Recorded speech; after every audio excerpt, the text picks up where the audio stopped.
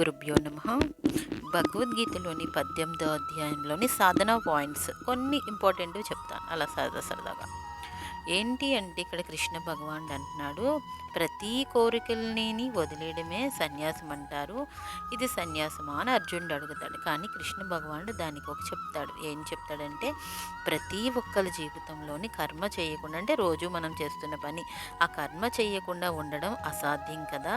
అందుకనే యజ్ఞాలు, దానాలు, తపస్సులు ప్రతీదీ కూడా సాధకుడు అన్నవాడికి ఈ యొక్క మనస్సుని ఇవన్నీ మంచిగా మాలుస్తాయి. చక్కగాను కర్మను చేస్తూ ప్రతిఫలాన్ని ఆశించకుండా ఉంటాం. ఎవరికన్నా మనం ఏమన్నా ఇచ్చినా దాని యొక్క ప్రతిఫలాన్ని ఎప్పుడు ఆశించకుండా ఉంటామో ఆ కర్మఫలం మనకి చక్కగా నిష్కామంగా ఉండడాన్ని త్యాగం అలవాటవుతుంది.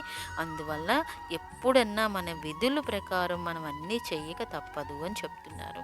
దాంతోపాటు మనిషి అన్నవాడు కర్మల్ని విడవడం అసాధ్యం కదా. ప్రతిరోజు ఎవరి పనులు వాళ్ళు చేసుకోవడం అసాధ్యం కదా.